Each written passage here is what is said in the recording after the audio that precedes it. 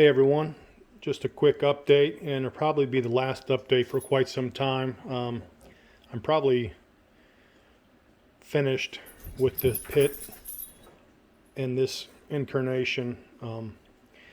Don't foresee me doing any major updates or upgrades rather anytime soon. I got it pretty much the way I want it. Just want to go over a few of the items that I've added recently since the last update. Finally got my Virpil controls in. I finally broke down and ordered the collective with the UH Black Hawk.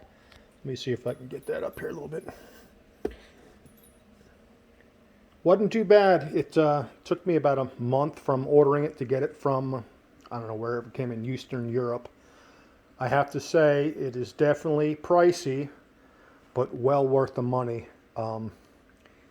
It is a big deal compared to what I was using, and so precise and very nice to have those hands-on buttons, the HOTAS on the collective.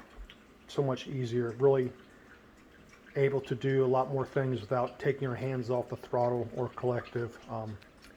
I got my Steam Deck panel here, which I've covered in some other videos, but again, I moved it here and have all the necessary functions for the Huey, which I'm currently flying the most, and a backup keyboard just for some smaller functions which I don't have bound, and a mouse tracking pad for quick stuff.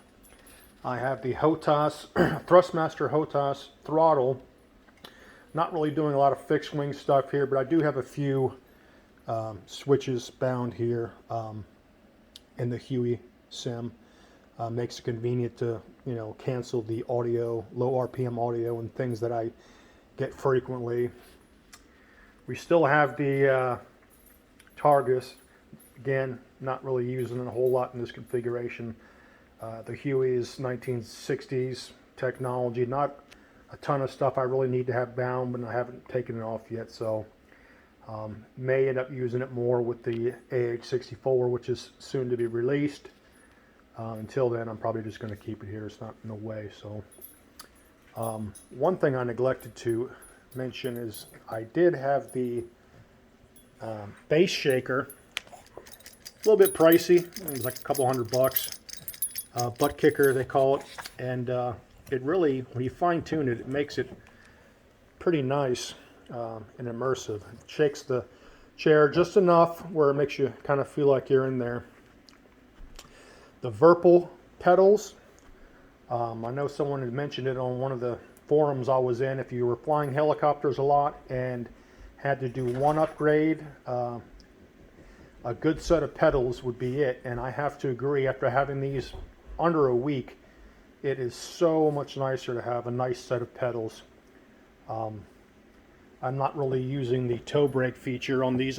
I did get these because, again, I plan to fly the fixed wing, so this second and third axis of the toe brakes really isn't utilized with the helicopter, but these are so smooth. The anti-torque pedals on the helicopter just makes a world of difference in piloting and making minuscule corrections. It really probably was the best, other than the collective. It was the best addition for DCS or any other flight sim helicopter models, in my opinion. Today I got this Cyclic extension pole, which fits the Thrustmaster Warthog from a gentleman in Australia who makes them, and I will put a link to his product in there. A little bit pricey. I think it was a roughly $200 shipped from Australia. But, I was going to make something myself, and after I started researching it and what have you, it really was going to cost me with time and labor and materials. I'm probably getting close to that too, and I probably would end up with something not as nice. I'm not a machinist. This guy is. All these are turned on a lathe, aluminum, set screws. This pipe has been bent professionally, no kinks or crimps. And it just threads on, and there's a custom cable which interfaces with the grip and the base that is included in there. So Still, just literally got that today and got it put on. I did have to go into Windows and limit some of the input just to make it so smooth, but so far so good. I'll probably do a more in-depth review on each of these items once I've got a few more hours flying them and give you my opinion.